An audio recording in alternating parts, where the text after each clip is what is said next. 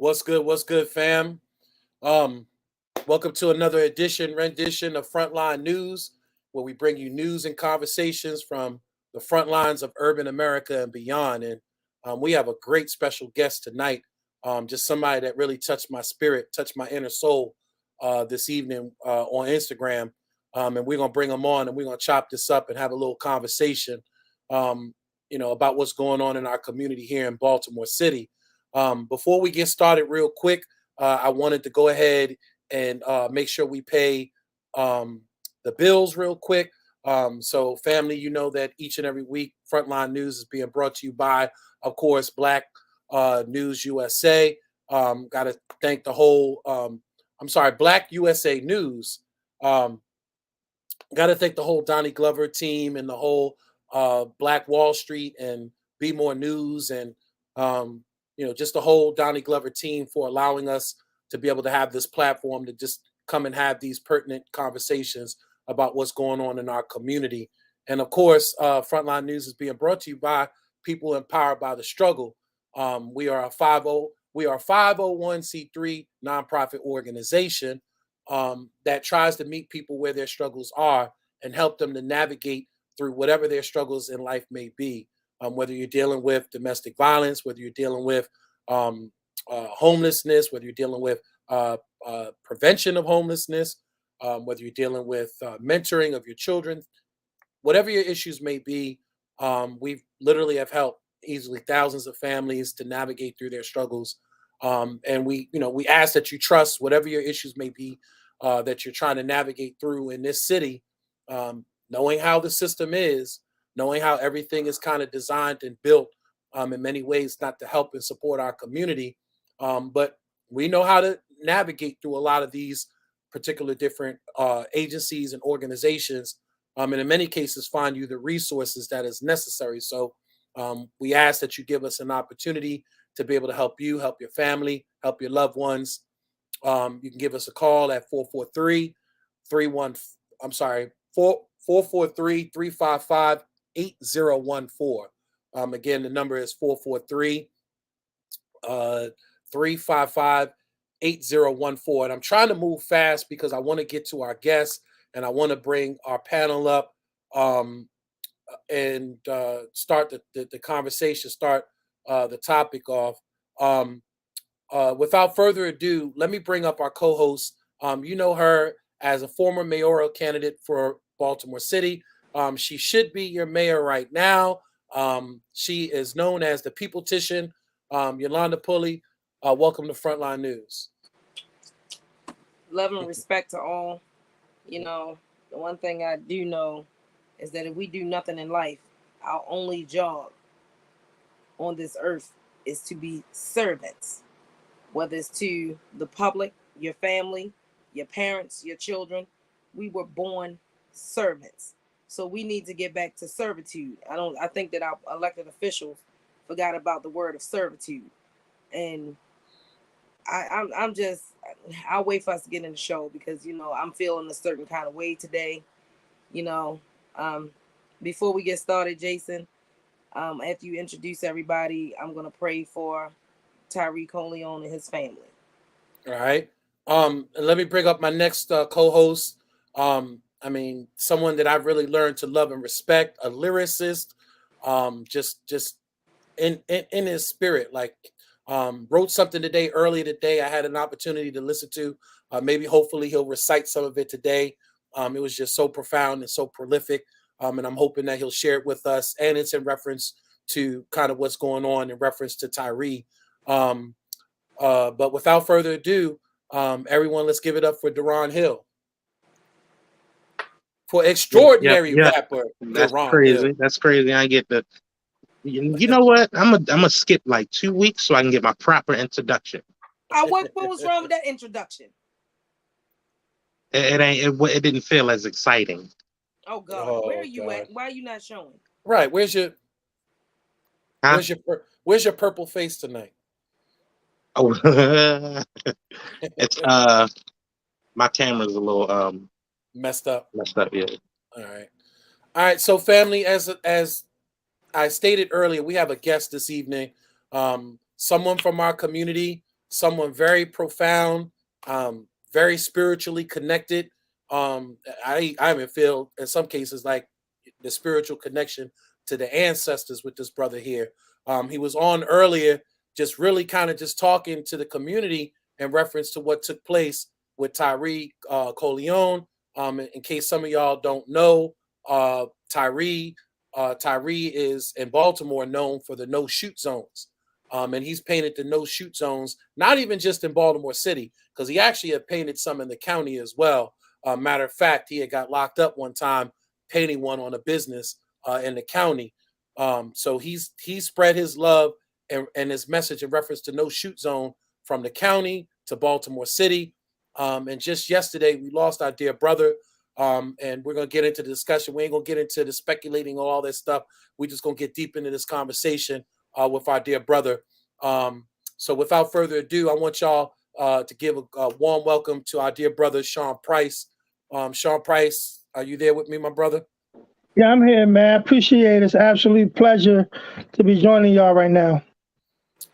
Pleasure is all ours. We had an opportunity to stumble into your Instagram earlier today, and you were just really kind of giving some tough love, some spiritual love to the community in reference to the whole incident with Tyree and stuff. And I wanted you just go ahead and just expound in your own words, exactly your thoughts on all of this. I got mixed emotions about it, but if I had to start from anywhere, it would be a place of accountability. We all watched his lives. We all participated at times, and we saw the path that he was going toward. And for whatever reason, we didn't do enough to become, positive influences in his life. I think we got this culture here in Baltimore where when people get on Instagram Live, or we call them like Instagram famous, we follow people and we participate for entertainment. And no matter how dark we see that path be coming, for whatever reason, we stand idly by and see how far it's going to go. This is one of those situations that kind of struck a chord with me because I saw it manifesting and I said nothing. Well, I didn't say enough. I didn't do enough. And to see the outcome into what it was is it was surreal for me. Right. Because it's one of them things where you see it coming and the probability of what could happen, but to see it coming to fruition is just like it's a whole different reality. And that really kind of led me to a place of analyzing myself, analyzing my community, and analyzing us as a city, and kind of evaluating, not only where we are as people, but where are we spiritually? Because a lot it's of these crazy that you said that about your Facebook post, because listen to this. This is what I wrote at 4:00 this morning. I said we ought to be ashamed of ourselves. We sat back and watched Tyree damn near every day battle with mental health stress. We watched when he got stabbed, shot, and currently murdered. We watched and never helped his wife help him. We watched him pray. We scrutinized the trauma of him and the police, and we watched his activism for those who lost their lives in the streets of Baltimore, and how he helped keep the memories alive with cans of paint by spray painting no shoot zone. Tyree was telling us it's not okay for his people to be shot, and he asked us stop killing and saying that by saying this individual's final place of where they stood, and don't shoot here again. It's bothering me at 4 a.m. that I am up writing this. Where no shoot zone was born, it also died. It's not okay with the way he was assassinated. This goes to indicate to you that we don't boast of the same privilege of life. And I hate to make this about race, however it is. We watch mental illness in white people with shotguns being gently handled after they shot up schools, congregation, family members, movie theaters, and their lives were preserved. We watched us die by those same identical hands. No one said what he did was right, but he deserved to live and have his day in the two-sided corrupt system of just us against justice. He was presumed to have a knife, but was slain by a gun and shot at least 14 times. In the criminal justice system for a civilian, it would have been considered a crime of passion. I pray for his father, Mr. Moorhead, his wife, Miss Moorhead, his children, family, and friends. May heaven heal where earth cannot. Powerful.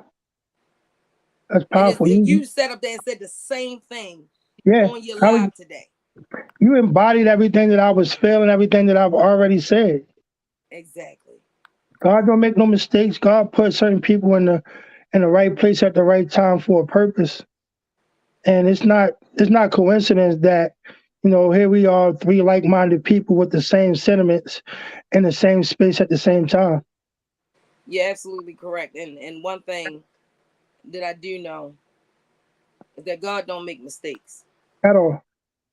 He also a God that let us make our own decisions. He's a God of free will. Mm-hmm. So when we and I posted that early on Facebook, and this young lady jumped on here and talk about y'all condoning what he did. It doesn't matter what he did. He didn't deserve to die for what he did. So that we can't.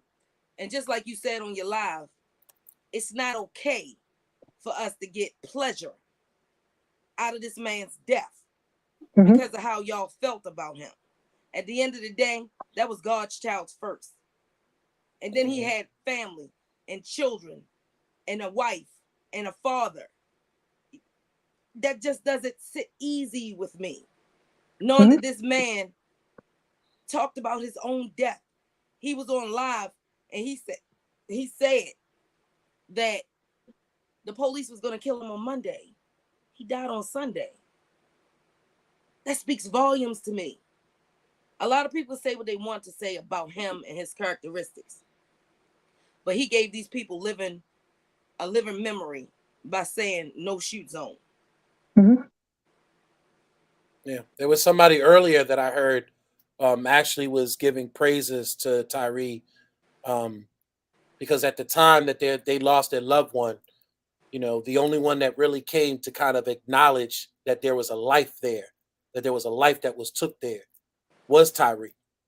And she really appreciated that. I heard her earlier speaking out about it. She really appreciated, the fact that there was somebody that was trying to bring awareness to their loved one, and that their loved one wasn't just a number on a murder docket. That they weren't part of just a 300. They were part of a village. They were part of a community. They were part of a family. We became so normalized by putting people in front of a T-shirt that we got away from, just like you said earlier, compassion. It can't be normal for me. It's not a normal thing for me to walk around with rest in peace on a T-shirt. It's not normal for me to been to as many funerals that I done been to. That's not normal. It's not normal for me to have written as many poems and obituary that I have written. Because 9 times out of 10, when you see obituary going around in Baltimore City, the poem in there I wrote. And I just give it to families. That's not normal to me. It's just, the irony is that it's absolutely normal. A lot of things that, a regular person would consider traumatic and just horrible. In Baltimore City, we've come to normalize it. Yeah. And so to keep hearing you say is not normal, is not normal, is not normal. And knowing, because we see it so often and because we live it every single day, that it is absolutely normal. Right. That's not, when you say that, you're not speaking to the reality. You're more so speaking to who you are as a person. Because people like us, we know that this behavior, we know that this reality is absolutely not normal. Right. But when it comes to the culture in Baltimore City, it is normal. And to the culture and to the culture of many urban cities, because again, what we really try to talk about here is all our urban communities collectively, because we all share the same pain. We all share the same trauma. We all share some of the same similar dynamics in every city that we go to. And you're right. put it like this: society has normalized it for us because in many Yes. cases we still have not spiritually accepted this normacy, this normal circumstance. But when you have society drilling it at you, and the saying is, if it bleeds, it leads in the news. You know what I mean? So we hear it bombarding us all day long. You know, the homicides, the trauma, the violence. Fox 45, you know, we were talking about this yesterday because there's this white killer, female wrestler. They have our story on right now on Netflix, right? Bodybuilder, right? And what we were talking about, was how the news will take certain things and will sensationalize it or will grasp on to a title of something. You know, instead of her lifting steel, she's now spitting out steel. You know, saying that she's now a killer instead of lifting steel. You know, or instead of lifting bars, she's shooting iron. You know what I mean? And like sensationalizing things. And because we see this bombardment over and over and over again, it becomes normal to us. It becomes accepted to us. So instead of us necessarily rebuting what's going on in our community, it becomes there's like a malaise there. You know what I mean? Like it's all foggy and all hazy to us. Yes. And I even say that in some cases it's because of that mentality that the reason why law enforcement acts the way that they do to us. See, because what I mean is if all we see is violence in the city and all that's being perpetuated, that there's nothing good out of Nazareth, right? I want you to hear that nothing is good can come out of Nazareth. Then the people that are serving Nazareth, like the soldiers, like the guards, like the police, are going to come in with that same mentality. So they have no value for us because all they read is there's no value in Nazareth. There's no value in this city. They don't see the good in this city. They don't see the accomplishments. They don't see the struggles that end up with success or end up with someone in a better shape or a better life. Their child going to college, breaking the cycle, being the first one to go to college in their family. You know it's what I mean? Funny that you said that, Jason, because we throw parties for people coming home from jail, but we don't throw parties for people going in for we don't throw parties people parties for going in for college. We throw we give praise. Celebrate. Yeah, we give praise and we celebrate those coming home for jail like it was a great accomplishment.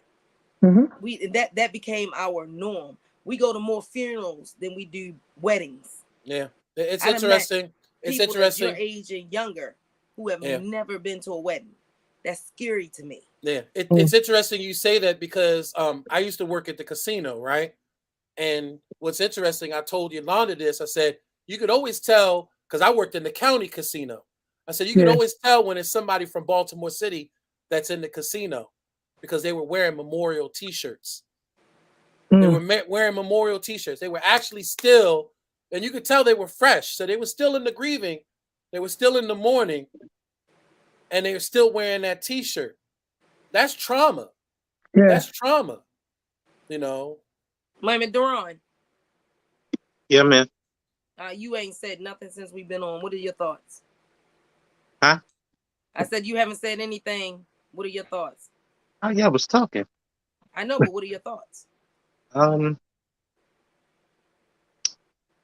This whole narrative that, because what I've been saying is people saying that, oh well, you know, he deserved it.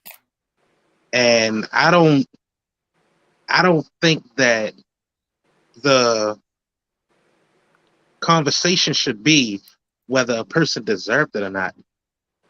They shot him 13 times while he was on the ground. Like, I don't think nobody deserves that, especially considering the fact when we look at our counterparts as far as, you know, skin color counterparts. We look at those people and we look at the serial killers who was taken into custody compared to the unarmed black men that was murdered. Like, this is not justice. This is murder.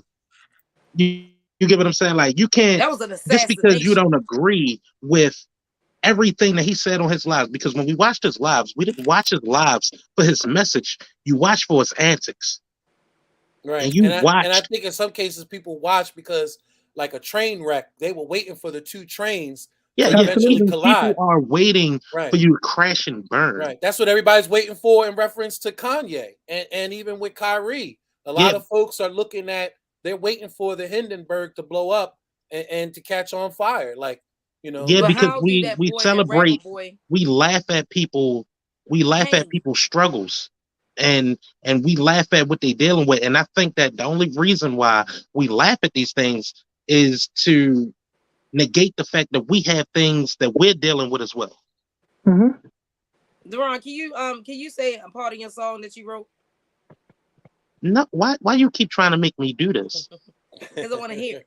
I'm making you want to. Well, again, from what I heard earlier, You like keep Mr. trying to again, Sean make, Price needs to I hear it. wanted to be, because when I put it out, I wanted to be fresh, and you keep trying to make me perform the song.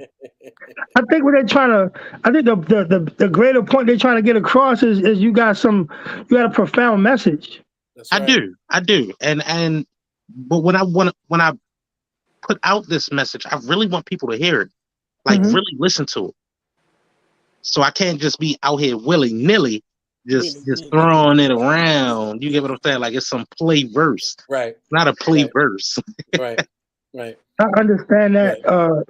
100%. That's kind of the reason why I don't go live, but so often, is because when I go live and it's my voice projecting, I want people to not only Man. hear what I'm saying, but I want them to connect with the emotion behind the words of my voice. And so I understand that completely. In fact, I want to just double back on something that Yolanda said, and she spoke on it being like, and a lot of people spoke on it, 13 shots being overkill. The way I see 14 shots, because there was 14 13, shots. then there was a pause, and then there was a shot off, which Listen, made it to something is going 14. on. I don't know if y'all can hear me, but something is going on. I'm gonna leave. Can you add me right back in? Yeah. Because I Yeah. can't hear Yeah, anything. that's fine. Okay, so the thing is that it was the pause and then the 14th shot that he was shot in the heat. Right. It was that Mhm. one for me. That's why I said it was an overkill. It was 13 consecutive shots. And then it was this silence. And that was like, and something was like, wait for it. And then it was like, boom. I said, wow. And then that's what the girl was like, they just shot him in the head. So That's for why I me, said it was, huh? no, and so for me, I'm just Oh, I think I got a altogether different perspective because, like I said earlier, one one shot is fatal. One shot can be fatal. We learned Especially that in when the you're case. trained. Especially Yeah, when you're trained. absolutely. And so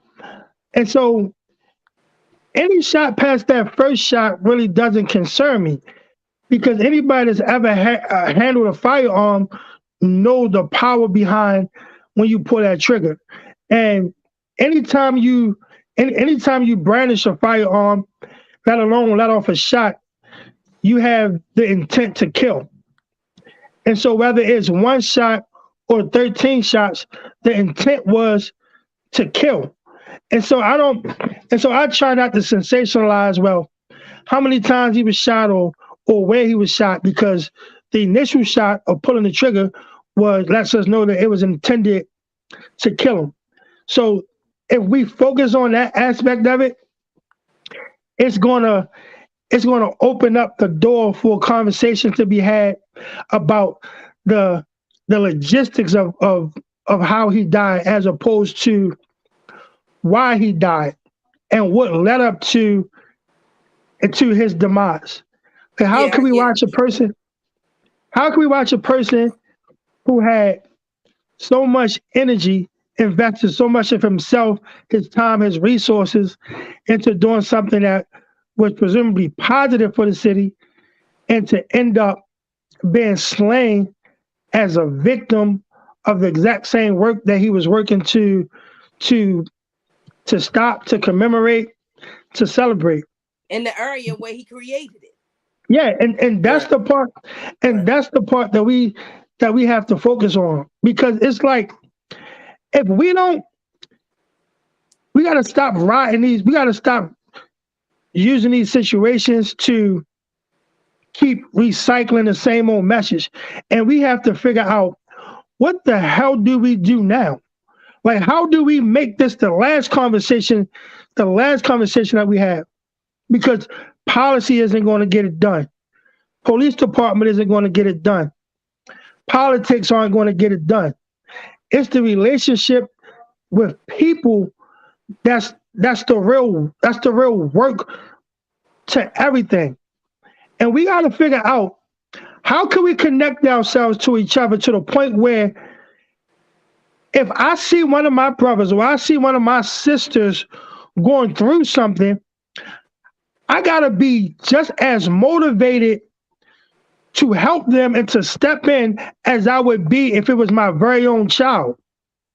And until we get back to that place of feeling like everybody matters and we matter to each other, it's going to be a repetitive cycle that we're going to keep repeating.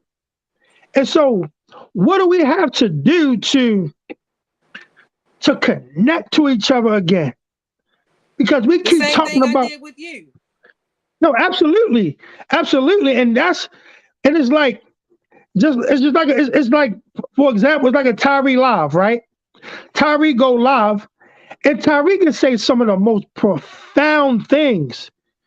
Like, really, he really would drop some gems, but the message would get lost because everybody's gravitating toward the negative stuff that he's saying. The antics. Right. Or he's smoking weed. He's rolling up weed, smoking weed. You know, or how many flies is on a fly catcher in his room? Correct. Wow. It's that kind of paying attention to the peripheral. Yeah. That distracts us from what's being said. That's for the betterment of us as a community. But I think that's because some of the messages that he put out. You get what I'm saying? Like, so, like, the things that made him the most popular, because attention is a hell of a drug. Was the controversial stuff. Huh? The things that got the most attention was the controversial stuff that he didn't say. Correct. Yeah, and that's because a lot of the times that's what he put out there. Mm-hmm. You get what I'm saying? Like, me and this girl actually got into it on my post, because she said the same one that said we're condoning his behavior is the same one that said I knew him personally. He started that movement because he wanted popularity. Mm-hmm. And I came back and said, you knew him personally, but you did nothing. Right. That's accountability. Yeah. Don't sit up there and say the new ones are the ones that jumped on his live, when we got people that knew this man personally. Yeah. That sat there and did nothing. Yeah, absolutely. I think a big part of it is, just trying to be decent people and respecting the dead. It's a very hard thing for me to hold the dead accountable, because who am I to hold the dead accountable when they're dead and gone and their judgment is coming? Correct. So I just can't. We all have the same eyes and ears. We saw and we heard the nonsense that Tyree promoted. Right. He paid the ultimate price for that with his life. So, are we supposed to kill him twice? Right. I just told this guy on my post. I said I said social lynching is real in our community. Mm-hmm. Yeah. I said we don't have a problem with trying to bring the dead back to life and lynching them again. We don't have a problem with that. Public lynching is real in the Black community. You don't see white people doing that. Yeah, we seen that. We saw that with our dear sister Corinne Gaines. Yeah. You know how they tried to come and to murder her twice. And even to the circumstance tried to murder the son in the process. Yep. And we as a community felt that we had the necessary right after her death to question what had happened, because we know too many times our lives are not valued when it comes to the blue, when it comes to officers. And I want to share something with y'all really quick. I want y'all to hold your thoughts for a second, but I want to share something from the Young Turks that I actually saw earlier today, and I want everybody to watch this little quick clip real quick. And it really kind of expounds on what I'm talking about. Tends to be the normacy when it comes to officers addressing us in our community. So I want everybody to watch this real quick.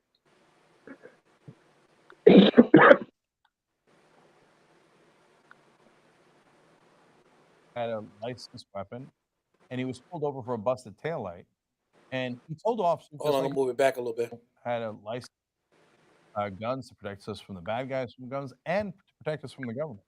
Now, last night when Philando Castile had a licensed weapon, and he was pulled over for a busted taillight, and he told officers, just like he's supposed to, a good hard-carrying gun owner, said, "Officer, I have a licensed weapon here." Okay, great. Officer, of course, flipped out because he's black and said, "No, no, no, no. Okay, now." He said, "Go now, show me your ID." And he goes to show him his ID, and the cop shoots. Wait a minute, where's the NRA? They should be screaming from the rooftops today.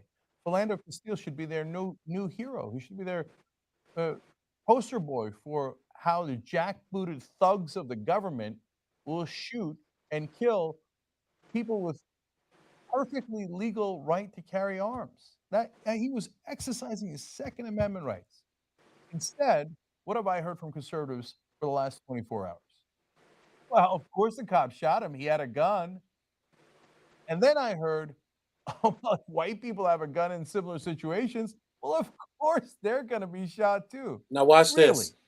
Now, I remember a lot of people on the Clive and Bundy ranch. I remember them pointing guns at cops. I don't remember them getting shot. Now, they were so brazen, so over the top, so used to threatening assault and murder of police officers and pointing guns at police officers. Eventually, in Oregon, one of the guys associated with the Bundy guys came out, was giving an enormous amount of time walking around with a gun in his pocket, a gun that he had threatened to murder cops with before, and finally was shot. One. The rest, all heavily armed, taken into custody, no problems, nobody shot. That guy was given all the time in the world. The Clive and Bundy people were given years. Amir Rice was given 2 seconds, and he was a 12-year-old boy, and he didn't have a gun on him. He had a toy gun, but they never bothered asking. So now we've seen over and over again. Alton Sterling, just a day ago. Well, he might have had a gun.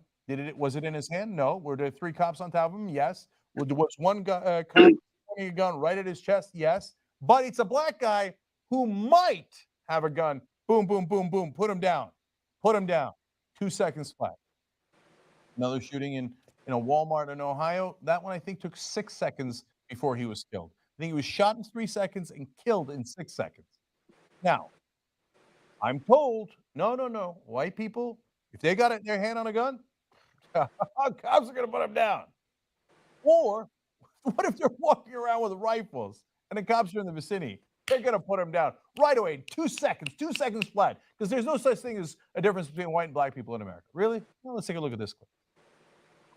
Okay. Any last you saw was Dairy Queen? Yes, I'm watching right now. Just down the street, directly in front of Dairy Queen. I could have somebody block down Court Street from the east and the west, please.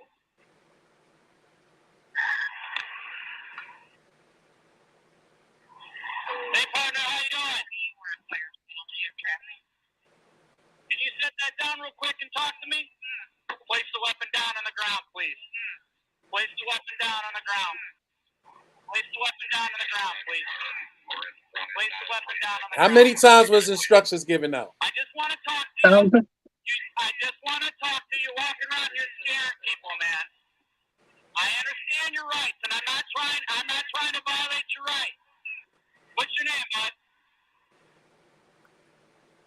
Now I'm gonna pause this from here because if this had been one of us in our community, knife, bat, shoot, cell phone in our hand. How many times, like he said, a cob of corn coming from a cookout? I mean, how many times, like he said, we've been taken out in less than 3 seconds, 4 seconds? You know, and I even have a video. I'm not going to share it, but I even have a video of they had a gentleman running around with a knife in his hand, and the police were saying, "Please don't make me do this. Please don't make me do this. And when he Please don't started make me chasing do the this." police with it, Yeah, started chasing the police with it, and they still didn't put him down. I You know what I saw mean? that video. So there's a double standard when it comes to our community, and again, a lot of it is the narrative that's been unfortunately perpetuated again. And I have to throw the media in this. You know, I have to throw the media under the bus in reference to this, because it's really the media that really makes it seem like they demonize us. They make it seem like, you know, there is no good, like I said, that comes out of Nazareth. So when you have a white officer, and last night when I learned about this, I'm immediately communicating with Commissioner Harrison, and like I'm scolding him, because I already know the circumstance. I could guarantee you this, that I would put money on this, that the officer involved in this has less than 5 years on the streets of Baltimore. And I can guarantee you that that white officer is not even a resident from Baltimore City. Better yet, not even from Baltimore County, probably from some rural community in another state that has no clue and looks at every day when he comes in. You know, I used to say this all the time to a drill sergeant. I said, I bet you these white officers, when they come into Baltimore City, they're playing that Guns and Roses, Welcome to the Jungle, as they're coming into the city, because that's how they look at it. They look at it as the jungle, and we the animals that, you know, that can't get under control when they come in there. So, you know, and it's that mentality. And in many cases, there's even that fear in their households. I told folks about this today on the radio show. There's even that fear in their household because, you know, their loved ones kissed them. They want them to come home. They want to come back home to their loved one. So that means that everything that happens in these streets can be sacrificed. Because at the end of the day, I want to go home. So I care less about these Black lives in these communities. At the end of the day, I want to go home to my white family. Yeah, because they the threat. They the enemy. Correct. It's a couple of things that showed you how we are disconnected from, like I keep saying, the just us system and the justice system. January the 6th showed you how they basically took over the White House. They stormed in. They was looking for people, doing all kinds of crazy mess, calling for people's demise and sending out threatening messages and who they gonna kill and who they looking for. Those people did not die, but this one lady got killed in the crossfire, who was a military person, and they said she didn't deserve to die. She stormed the White House. That's treason. That is a crime.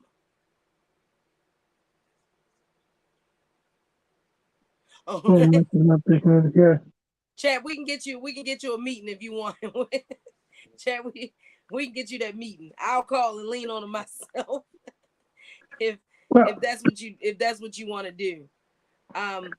Well, Yolanda, it's funny that you brung up January 6th because outside of breaking the law and, you know, that person losing their life, I was proud of that group, and I kind of envied them in the sense that they organized, they got together, they came up with a plan, and they executed it. Our biggest problem, and the reason why it's going to keep constantly being a stark difference between the way we get treated versus our counterparts, is our family dynamic and our community dynamic. We don't stick together at all. Yeah. I live in Pikesville in a Jewish community, and I watch my Jewish neighbors have their meetings or gatherings or whatever it is that they go to inside these synagogues. And the one thing I paid attention to is that at every exit is armed security guards. And that got my wheels spinning. So I started to think to myself, if that's a religious establishment, why would there be a need for armed security guards at every exit? What's happening inside of these buildings that would require there to be a presence of armed security guards.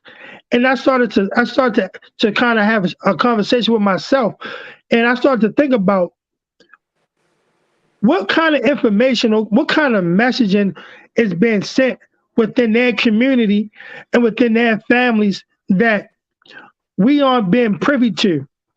And and because we have broken families and because we have broken communities, we aren't able to do the same thing amongst ourselves. We aren't able to collaborate and get together and have discussions about things that we're dealing with, problems. How do we solve them? How do we address them? And what if these different cultures are doing that exact thing? Because they have a stronger sense of family. What if the conversation at the dinner table is, well, what do you need to do if you encounter a black person in order for you to get home to us? So why aren't we having the same conversations at our dinner tables? No, our Why aren't we? conversations are is watch yourself with the police. Keep your hands where the police can see them. Make sure you talk to them with respect.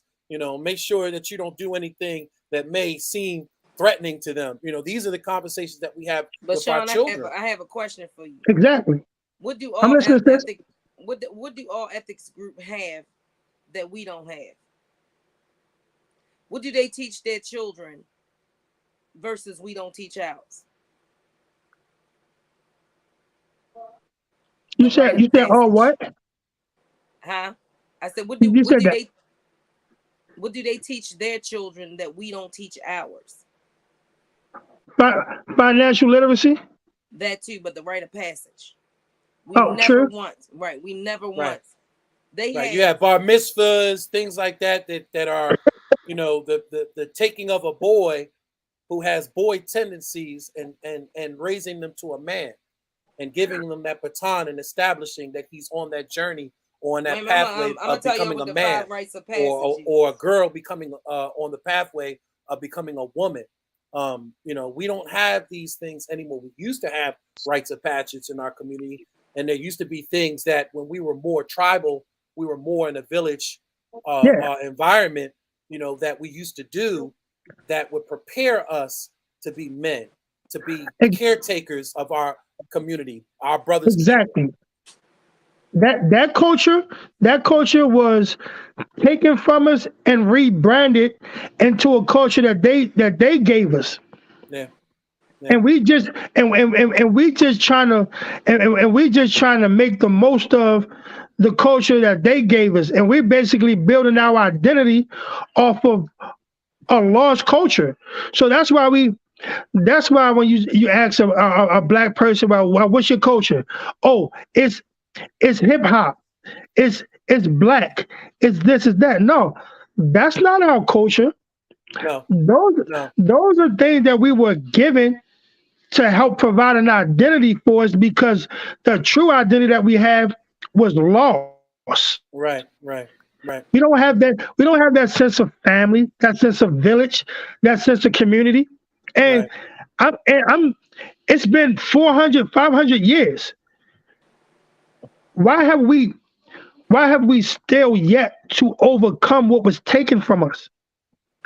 We because that's what they teach us. They don't teach us 400 years before slavery. They only taught us that they made us feel like, Right. well, y'all generation anyway, and the ones that's after y'all and maybe a little bit before y'all, but they're making it seem like we were born in slavery. They make it absolutely. right. So they And didn't tell us that. when you look at the textbooks in our school, we're still teaching, unfortunately, Europeanism, Hmm. colonization. We're not teaching, that we ruled nations, that we invented everything under the sun, And And that's that George our we were fault. Washington, responsible for culture. We were Yeah. responsible for religion, right. spirituality. You name it. Language. We were And, responsible for. and and that's our fault, because you know what? I'm big on accountability, because what I realize is this is, once I graduated from grade school, which I graduated from Gilman School, by the way. Once I once I left Gilman School, I no longer I no longer could hold that institution accountable for my No, learning, no. for Now it's for you. Right, for my knowledge. Now right, as a Yeah. conscious-minded, able-bodied grown man, it's my obligation to go back and to Yeah. make sure that every single piece of information that I was given, that I've built the foundation of my life upon, is correct, is Yeah. factual, and it makes sense.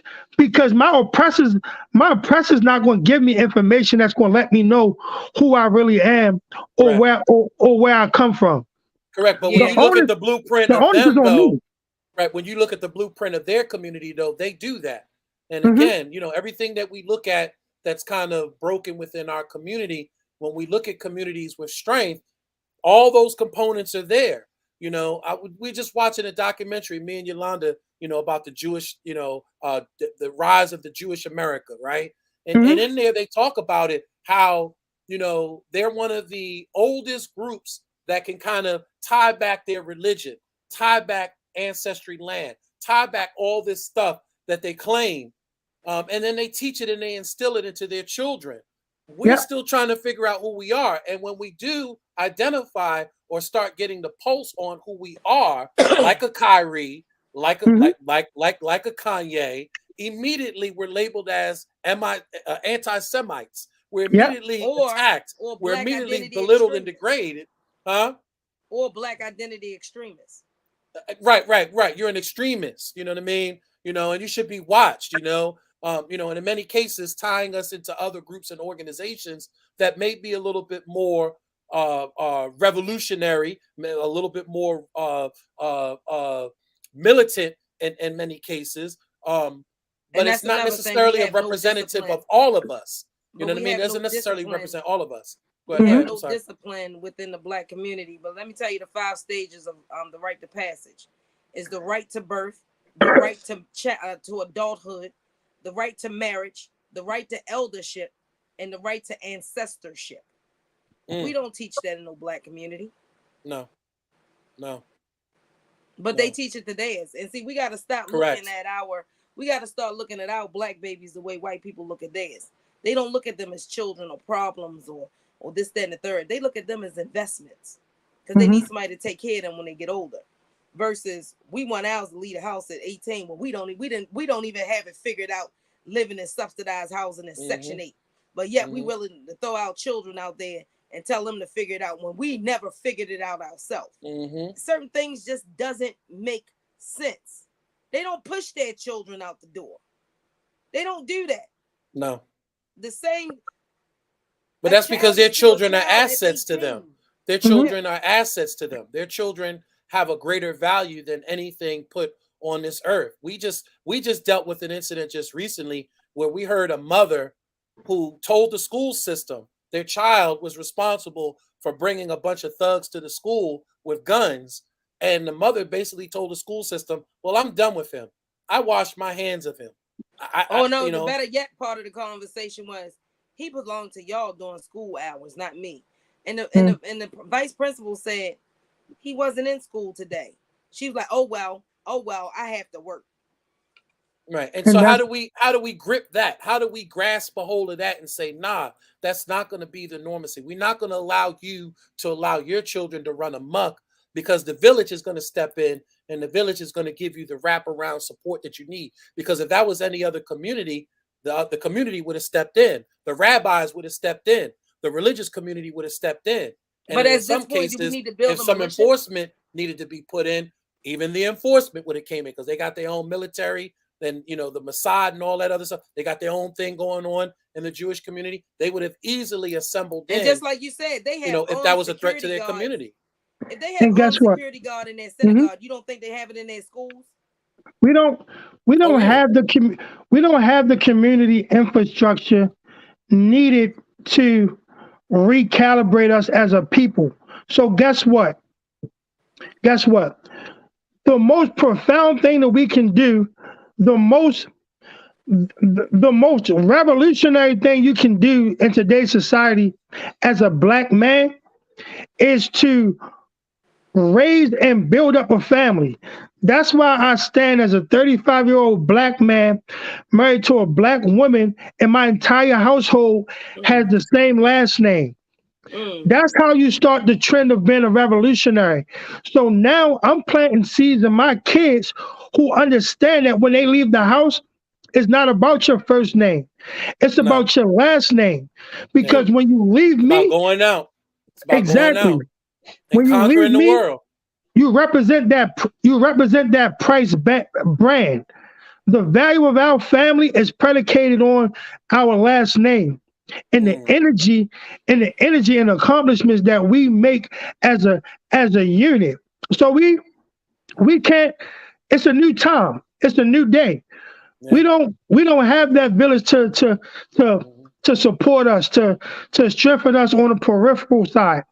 So we gotta revolutionize the game. And the way He you gave me revolutionize the goosebumps. game, He Yeah. gave Yeah. me goosebumps. Same yeah, here. He And I'm and gave the me even way you thinking goosebumps. about revolutionize the game right, right, right. is by creating the family model. Yeah. Mm. Because Yeah. guess what? I got 5 children. I got five Families children, build right? legacies. Families build Exactly. legacies. So guess Yeah. what? So when Yeah. each one of my children go out and Yeah. start their own families, they already have the blueprint. That's how you revolutionize the game. When they said the revolution wasn't going to be televised, that's what they was talking about. Because Jason, I'm didn't you already, just say that? yeah, Yeah. I'm Yeah. That already I was already yeah. got the ball rolling in my Yeah. household. Yeah. So now that my household is established, now as the leader, I can branch out and I can be effective on the outside of my community because if you put me under that microscope, I'm not afraid of what you're going to find Yeah. because I didn't already made sure that I was solidified. I'm gonna be the same man in my household that I'm gonna be when I'm out on the streets. So you're Mm. not going to catch me what the young people call lacking because I'm a man of integrity. You can put me in Right. any environment and I'm gonna be the same and I'm gonna be the same person. So now that I strengthen my core and my base, I can step outside and I can help my brother and I can help my sister do the same thing for Mm. their base. Because it's not going to be seen. It's not going to come from an infrastructure. It's not going to come from politics. It's going to come from us doing the groundwork and being on the front lines for each other. It Mm. doesn't take money. It doesn't take Mm. money. It doesn't take Mm. publicity or Mm. or stature or fame. It takes the knowledge That's and it. it takes the That's guts it. to put it in practice. That's it. Wait a minute, it's funny that you said that because we had our whole meeting with Kwesi and Fume's legislation team was putting families back together.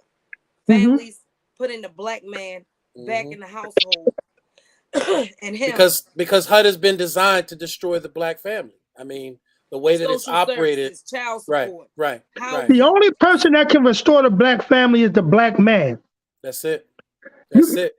That's what we Mr. told them. Informe, I got all That's the what we respect told for them. that man in the world, but your policy, your efforts won't restore the black family. It takes for the black man to restore the black family. So you know what? Correct. That's who I target. That's who I Right. target. That's who I have conversation with. That's Yeah. who. That's whose No, space I try to in invade. Yeah. legislation, those restrictions needs Right. to be lifted. If Right. a In other woman is words, we can't married or have no want to get married, barriers. Right. We can't have no barriers for our black men. See, the right? Hmm. problem is that, for instance, there are no affordable housing options. And Hmm. in many cases, it even separates the family even more and removes the black male out of the household because now it's income based. If I do give you an option Hmm. of affordable housing, it's going to be income based. And oh, because he works a mediocre job that really doesn't Or make that much because he money have a or a criminal living record, wage, right? right? If Or he have a because he has a criminal criminal record, he can't record, come into the right? house. Correct. He has a felony, so now he can't come into the house. So now you've just destroyed the family, and you Hmm. destroyed it to where the man who may have wanted to step up and do the right thing by his family and protect his family, now you made him decide whether or not do I allow my family to live with affordability and an affordable housing option, or do I go against the system and have to struggle in the process because I can't get access to services in the process because now the system sees me as a liability to the family or And, as you know what I mean? and guess Okay. what? And guess what, bro? We've always done that. We've always found ways to circumvent the system, to circumvent the Right. the, the obstacles that they put in front of us. And guess what?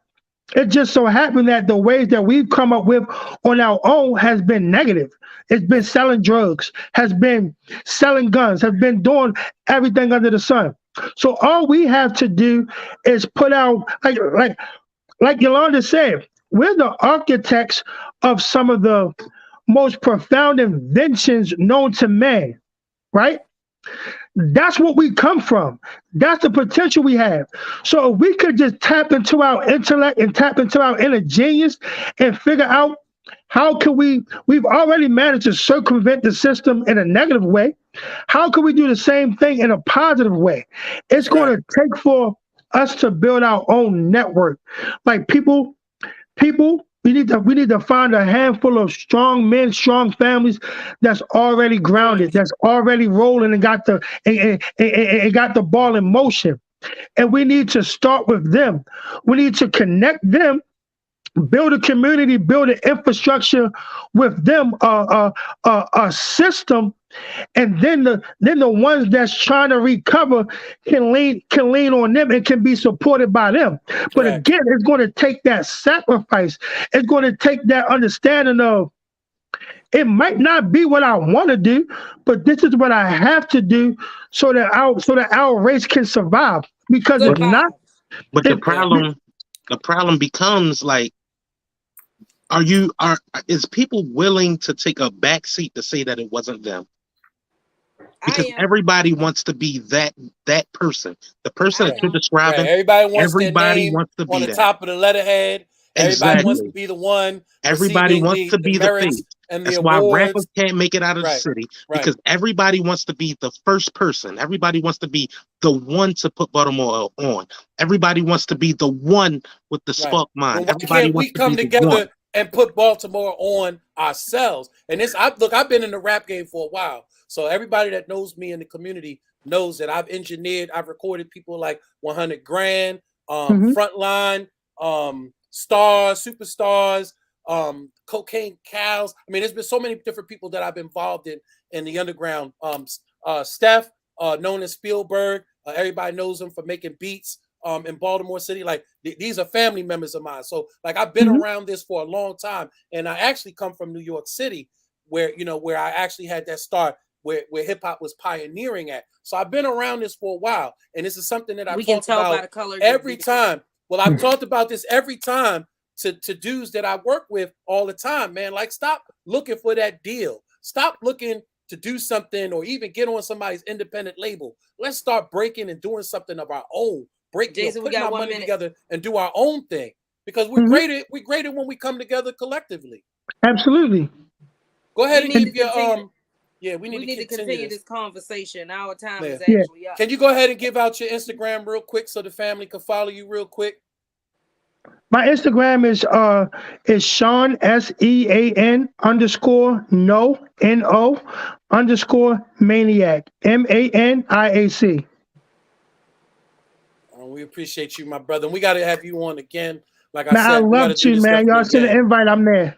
Got you. Again, family, let's give it up for Sean Price again. And, our hearts and our prayer go out to the whole Tyree family. We had an opportunity to speak to his sister, his wife, and some of the family members. And I could even hear his father in the background. And his father's definitely emotionally shook In behind pain. all of this and in pain. So our hearts and our prayers go out to that. And it doesn't necessarily mean that we don't condone what happened, but that we do condone what happened. And of course, there's another party involved in this. Our hearts and prayers go out to that person as well, that they get the help and treatment that's needed, for whatever stress or traumatic stress they may be going through in relations to what happened with our dear brother. So, with that being said, until next week, family, we love y'all. Stay God blessed. bless everybody. God bless. God bless. And as I always say, go out there and do something special for someone other than yourselves. So, peace. Y'all have a good one. Good night.